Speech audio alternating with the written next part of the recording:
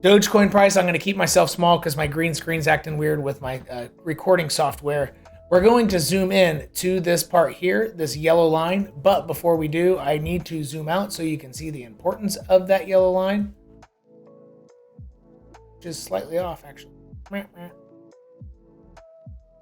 Must have dragged it somewhere. Boom. So this is the same yellow line that we're going to be dealing with.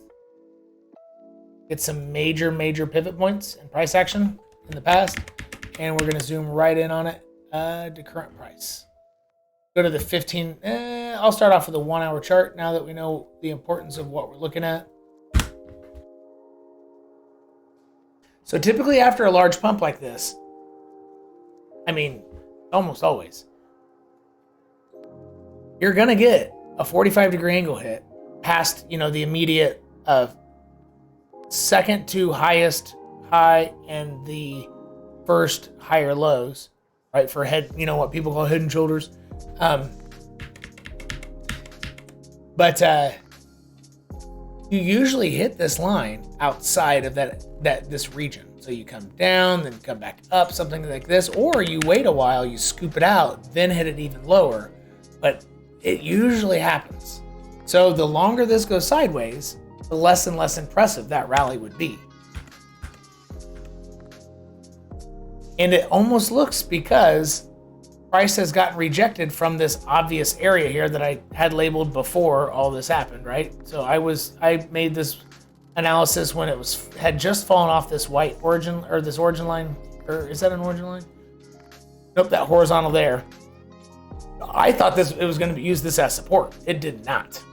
It came down to my origin line and used it as support, and then came up, proved this as resistance, and then like ultra proved it as resistance. It's kind of silly looking. So it is possible that what's getting ready to happen is it just chops around, in some type of triangle fashion this way, or ascending triangle. But I still think that it's likely that this 45-degree angle is hit. I know it's strange, I know it's simple, but I'm telling you, it almost always happens. So that's why I'm kind of anticipating sideways movement, and that Dogecoin tends to hold this yellow line. I think I think buyers are going to defend this line quite a bit, because eventually it needs to come up into there.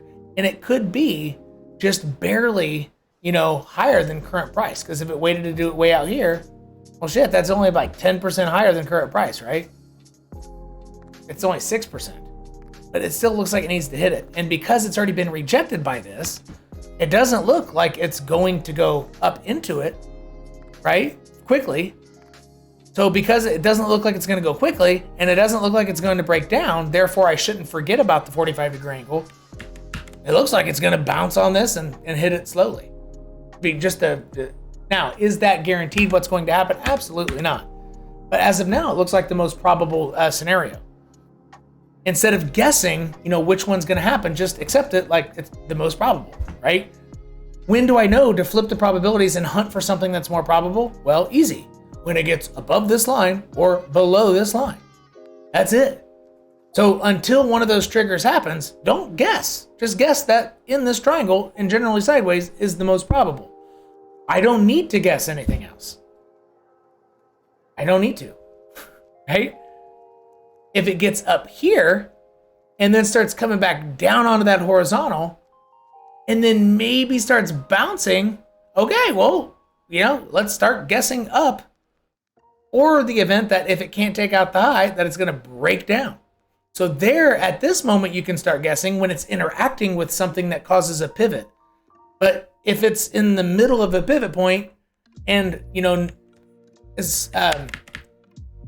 and yes, there are further pivot points, if you're trading the 5-minute and all that stuff. I'm talking 1 hour mentality and bigger, 1 hour candles and bigger.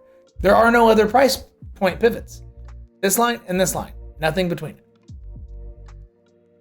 And that's how, and so this one line is horizontal. So I have the horizontal clearly labeled here. This line is rising. So this week it's going to be around 7.2 cents. Next week on Monday, that's going to be about 7.6 cents. So it's going up, roughly, what did I say? 7 point, yeah. So about a half a penny a week.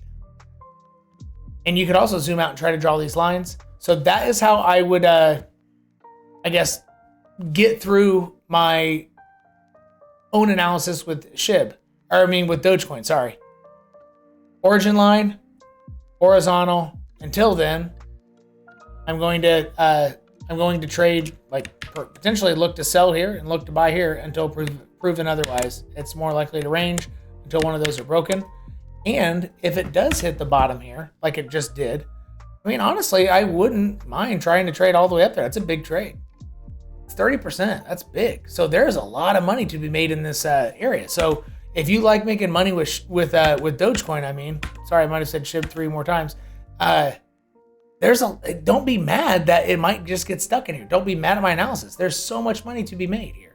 Perhaps even more than some breakout or breakdown, because there's going to be a fake out around there. There's not a whole lot of fake outs staying in a range. It's a fake out once you leave, once it goes past it. So as long as it's in the range, you have plenty of playroom, and you have predictability. So enough volatility, 30% with high predictability, that equals profitability. And yeah, this looks like a great range to trade. I'm not gonna lie. Dogecoin.